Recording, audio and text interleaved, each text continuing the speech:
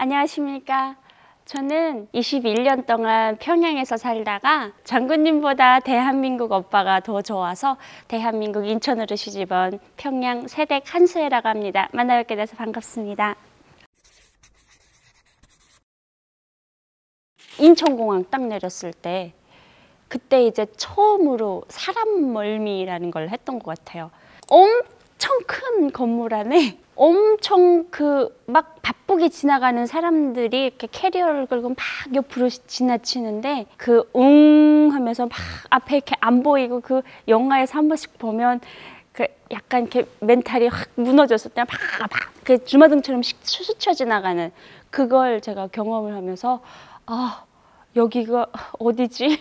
뭐 이런 느낌이었던 것 같아요. 그리고 이제 충격의 연속인 게 그 뒤로 이제 저희를 마중 나오신 국정원 직원분들이 너무 날씬한 슈트핏을 뽐내시면서 앞에 딱 와서는데 그게 이제 두 번째 충격. 영화에서 보던 사람들이 제 눈앞에 있는 거예요. 저는 이제 드라마를 보면서 대한민국 남자들은 다 이민호처럼 생긴 줄 알았거든요. 근데 이제 4년 동안 캄보디아라는 나라에서 이제 일을 하면서 드라마는 드라마일 뿐이고 현실은 현실일 뿐이라를 알고 깨우치고 그리고 대한민국 사람들의 문화를 그래도 간접적으로 경험은 하고 왔어요. 그래서 북한 이탈 주민분들이 국정원 가면 야 피 뽑는 데더라, 국정원 가면 야 누구 때린 데더라, 고문한 데더라 이런 얘기는 일절 안 믿었어요. 왜냐하면 그때 벌써 국정원에 대한 믿음도 있었고 그리고 이제 나를 그렇게 북한처럼 누구를 잡아가지고 신문하고 고문하고 이런 사회가 아니라는 걸 그때 알았기 때문에 대신에 이제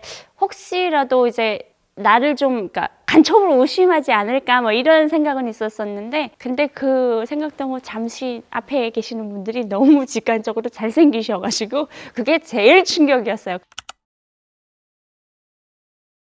한국에 오게 된 계기는 첫사랑을 찾아서 왔습니다. 평양에 살 때 한류 드라마를 보면서 그때 첫사랑으로 제 마음속에 살포시 자리를 잡았던 것 같습니다. 그래서 한류 때문에 진로가 좀 바뀌어서 결국에는 이제 해외를 나가면 이민호처럼 다 생겼을 것 같은 대한민국 남자를 좀 한번 만나보고 싶다라는 마음이 있었어요. 2012년에 캄보디아라는 나라에 날아가게 됩니다. 거기서 이제 내 눈에 이민호를 만나가지고 그분은 하필이면 같은 2012년도에 그 나라의 이제 건설회사 직원으로 파견을 온 남조선 회사 직원이었습니다. 근데 와가지고 저희 식당에 냉면 드시러 오셨다가 결국에는 그 냉면 한 그릇 때문에 365일 중에 이제 370일을 오시는 단골이 되셨고 그 단골 덕분에 저는 이제 이민호의 손을 잡고 대한민국이란 나라까지 날아오게 됐습니다. 저는 이제 뭐 국정원이 어떤 것인지도 모르고 왔어요. 그냥 저를 이제 대한민국으로 가자고 내 눈에 이민호가 꼬실 때 어떻게 얘기를 했냐면 국정원에서 조사를 받을 텐데 그 조사가 한 15분 정도면 끝날 거야. 15분 정도 끝나면 바로 너 나한테 올 수 있어. 이렇게 얘기를 했단 말이에요. 그래서 저는 그걸 진짜 철석같이 믿고 있었어요. 근데 조사관님이 제 앞에 딱 오셨는데 그 조사관님이 저보고 그 얘기를 하시는 거예요. 본인은 이제 조사를 한 3개월 정도 받아야 될 것 같다 이렇게 얘기를 하시더라고요. 그래서 제가 아니 세상에 이런 법이 어디 있습니까? 그러니까 이게 아니 다 그렇게 받는다고 그래서 내가 아니 나 데리고 온 남자는 나보고 15분 받으면 된다 그랬는데 그러니까 이제 막 웃으시면서 그분이 그럼 갈지 말지 지금 굉장히 망설이고 있는 애한테 가서 90일 받는다면 당신 오셨겠냐고 그래서 알았다고 이러니까 그래서 아마 그랬던 거고 대한민국에 일단 들어오는 북한 이탈 주민들은 90일간의 조사 기간을 마치는데 그 90일 동안 이제 자기가 북한에서 있었던 그러니까 한마디로 내가 간첩이 아닙니다를 이제 피하라는 그런 것 같아요. 근데 이제 사람마다 다 다르대요. 케이스가. 그래서 뭐 어떤 분은 뭐 일주일 하셨다는 분도 있고 어떤 분은 뭐 3일 하셨다는 분도 있고 조사를. 근데 저는 이제 90일 만기 중에 90일을 조사를 받아야 된다고 그 얘기를 하시더라고요. 그래서 우자막 나 이거 어떡해 막 거의 나라 잃은 심정이죠. 그러면서 막 웃으시면서 조사가 그렇게 힘들지는 않을 거고, 조사관으로서 뭘 물어봤을 때 저는 그 말 안 하면 때리는 줄 알았거든요. 북한은 때린단 말이에요. 너 이거 말해봐 했는데 저 모르면 때린단 말이에요. 그래서 다 말해야 되는 줄 알았는데 말하고 싶지 않은 건 안 말해도 된다고. 안 말하면 안 때립니까? 라고 막 그랬는데 인권이라는 게 있어서 안 말해도 된다고 이러시더라고요. 제 스스로 저를 이제 죄인이라고 생각을 했었거든요. 저 죄인인데 저한테도 인권이 있다고요? 이렇게 물어보니까 대한민국은 이제 죄인한테도 인권이 있는 나라라고 해주시더라고요.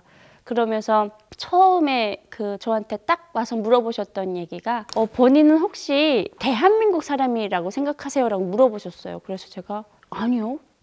제가 왜 대한민국 사람입니까? 라고 하니까 막 웃으시면서 그럼 너는 어디 나라 사람이세요? 그래서 저요? 저 북한인가? 아닌데? 막 이러면서 되게 당황을 하니까 그때 처음으로 해주신 말이 그 말이었어요. 너는 태어날 때부터 대한민국 국민이었다고.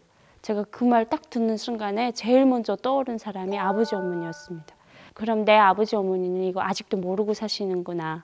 그래서 제가 왜요? 라고 하니까 대한민국 헌법에 그렇게 명시가 되어 있다고, 헌법 3조에 되어 있다고 그러시더라고요. 그때부터 이제 나는 대한민국 국민이라는 게 그때 많이 그 감동을 또 많이 받았었던 것 같아요.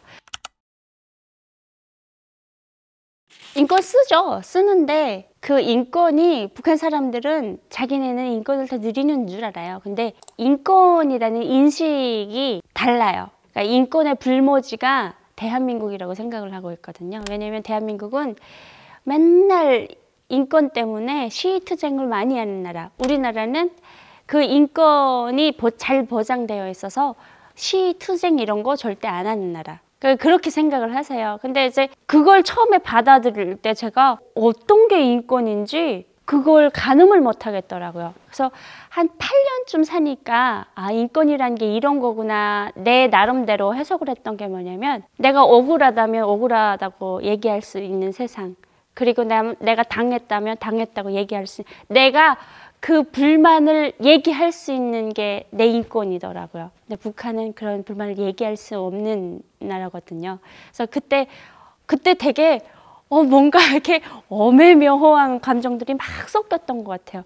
그러면서 조사를 90일 중에 90일 만땅 채웠죠.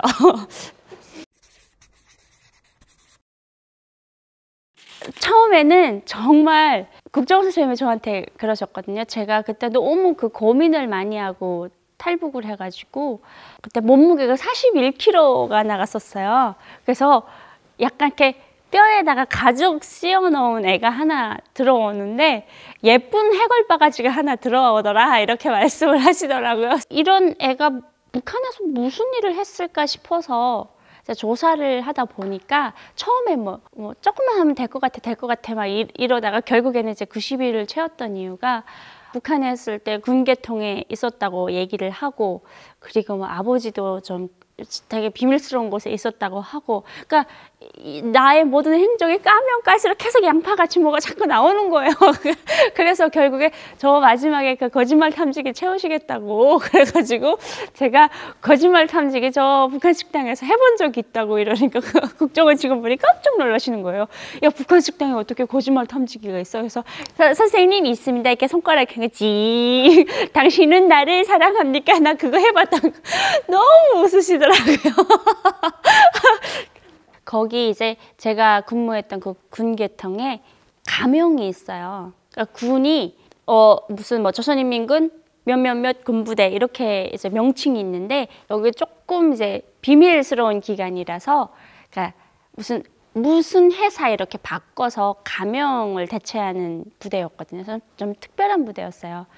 대남연락소라고 했었는데 이제 남쪽의 남파 간첩들을 막 파견하고 뭐 이렇게 정보 수집하는 그런 곳이었거든요. 땡땡 지도국에서 거기서 근무를 했습니다라고 하니까 그때 그 안경 너머로 그 눈빛이 반짝하는 게 번뜩 하시는 게 보이더라고요. 그래서 설마 내가 땡땡 지도국이라고 얘기를 하면 이분이 알아듣겠어. 왜냐면 거기는 이제 그 정말 북한에서도 그 계통에 일하지 않는 사람이 아니면 그런 회사가 있나 보다라고 생각을 하거든요.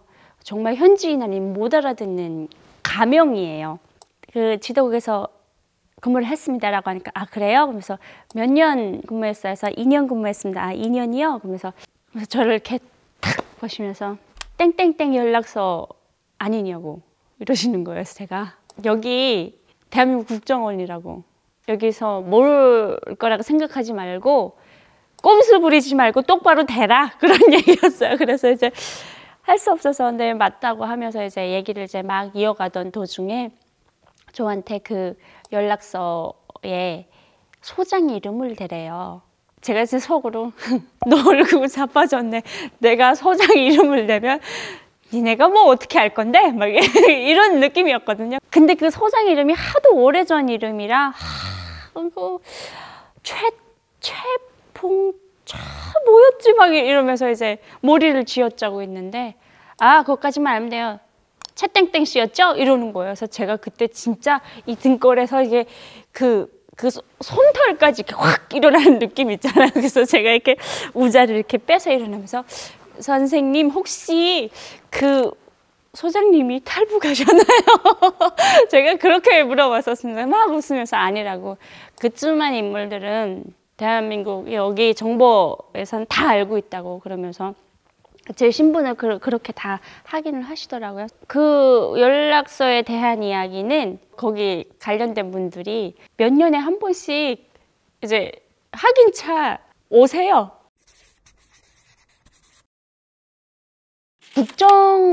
국정원에서 이제 저희를 하나원이라는 교육기관에 보내요. 그래서 거기서 12주 동안 사회 적응 프로그램을 이제 하거든요. 그러니까 금붕어들이 다른 어항으로 옮겨갈 때 그 금붕어가 살던 물을 그대로 떠서 그 비닐봉다리 안에 넣었다가 내가 새로 이제 간 곳에 이제 온도를 맞춰서 금붕어를 풀어놓더라고요. 딱 그런 느낌인 것 같아요. 북한에서 살던 사람들이 그 이제 하나원이라는 교육기관을 거쳐서 온도를 이제 맞춰놓고 우리를 이제 대한민국 사회에 이렇게 풀어놓는 거예요. 근데 이 금붕어들이 진짜 천방지축이고 아무것도 몰라요. 근데 제일 그 고생했던 게 뭐냐면 말투.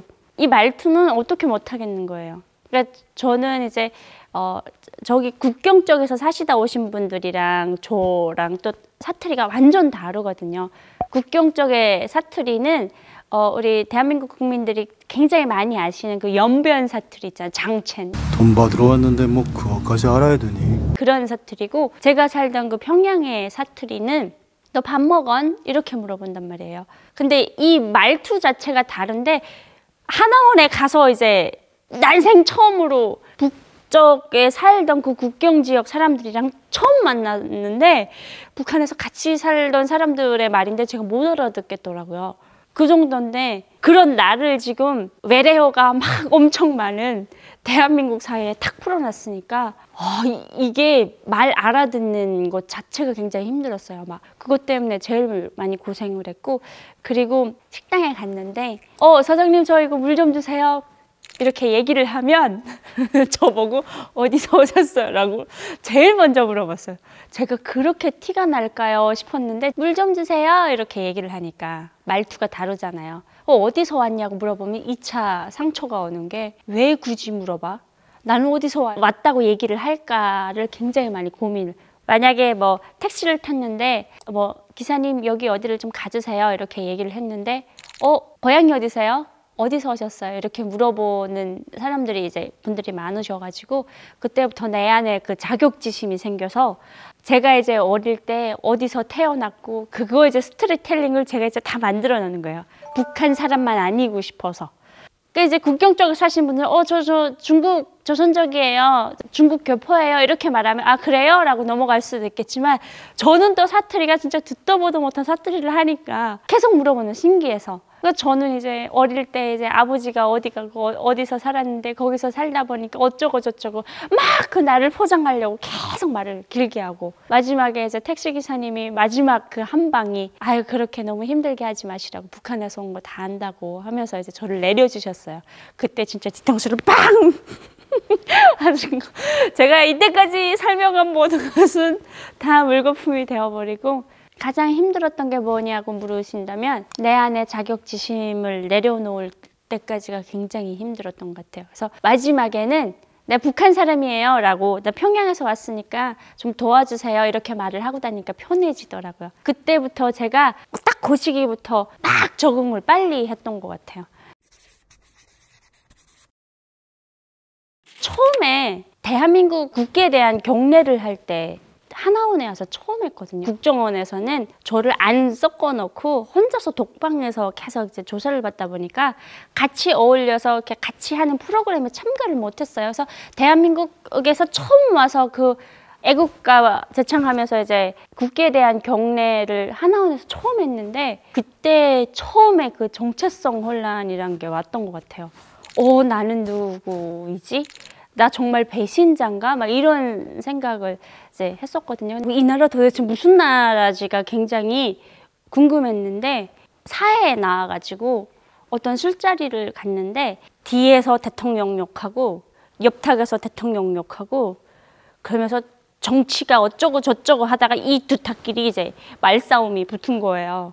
그래서 그걸 보면서 저희 신랑이 너무 이제 당황을 해가지고 저를 이제 데리고 나왔어요. 그래서 저한테 어떤 얘기를 했냐면, 우리나라는 대통령도 욕할 수 있는 나라, 그 언론의 자유가 있는 나라라서 저거 이제 앞으로 이제 적응을 해야 된다고. 왜냐면 북한 같으면 김정은 욕을 누가 했잖아요. 내가 가서 신고를 하면 그냥 죽어야 돼요. 근데 이 최고 존엄이라고 하는 그 한 나라의 대통령을 막 그냥 아무렇지 않게 막 술안주로 갖다 올려놓고 막 이러니까 그게 너무 그랬었고, 그리고 선거할 때 제가 나 정치에 관심 없어요. 저는 대통령 선거 안 날 거예요 라고 하니까, 근데 저희 신랑이 이제 내가 이제 앞으로 살아갈 나라가 네 마음에 안 들게 돌아가. 너 그때 이 나라 마음에 안 들어 이렇게 말할 권리가 없다. 그래서 내가 소중한 한 표를 행사를 하고 이 나라 잘못됐어, 아니야 이건 잘했어, 이거를 그렇게 네가 뭔가 한마디라도 하고 싶으면 선거를 해야 된다 이렇게 얘기를 하더라고요. 그때부터 이제 선거에 무조건 참가하는 애가 됐는데, 그 소중한 한 표를 가지자고 대통령이 국민한테 자기가 뭘 하겠다고 이제 PR을 하는 나라라는 게, 김정은이 나와서 저렇게 하면 국민들은 어떻게 생각할까를 굉장히 많이 생각했던 것 같아요. 그러면서 이제 제가 대통령이 되면 뭐 하겠습니다. 그리고 그것도 대통령 되겠다는 사람들끼리 그 대국민 앞에서 또 죽자고 싸워요. 다음 날 보면 뉴스에 같이 이렇게 악수하고 이제 같이 밥 먹고 사진 찍고, 도대체 이게 막 그게 너무 왔다 갔다 하는 거예요. 그래서 내가 국민이라면 이 나라 왕을 이렇게 또 받들어야 된다고 생각을 했는데, 여기 이 자유민주주의는 대통령이 국민을 또 받들어야 되는 나라구나를 그때 알았던 것 같아요. 그래서 내가 어디 그 방송에 나가가지고, 대한민국은요 대통령이 5,100만여 국민을 이렇게 만들고 있는 나라고요, 북한은 2,400만의 그 주민들이 그 존엄이라고 하는 그 지도자 하나를 이렇게 두 손으로 받들고 있는 나라다.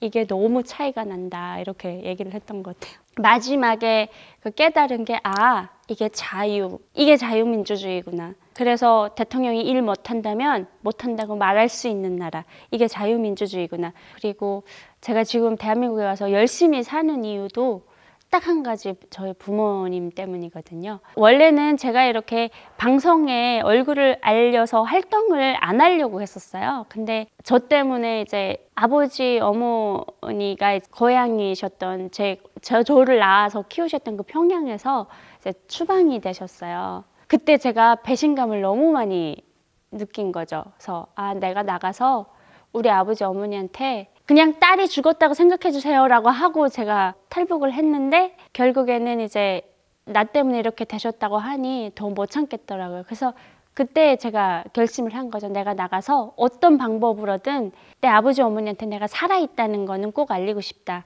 그리고 대한민국이라는 이 언론의 자유가 있는 나라에서 내 마음을 마음껏 표현해가지고, 그래도 이제 국제사회를 통해서 북한이 인권 때문에 조금씩은 변하고 있어요. 그래서 그거에 나도 목소리를 좀 합해야 되겠다 싶어서 그때부터 방송 활동을 결심을 한 거예요. 그래서 그 채널A 이제 만나러 갑니다에 제 사연을 올려서 이제 나가게 된 거죠. 우리 KNN 채널을 사랑해주시는 구독자 여러분 너무 감사드리고, 제 얘기는 여기까지입니다. 내용이 유익하셨다면, 요즘에 이런 말이 유행이에요. 좆댓꿀. 좋아요, 댓글, 구독, 알람 꼭꼭 눌러주시고 너무 감사합니다. 사랑합니다.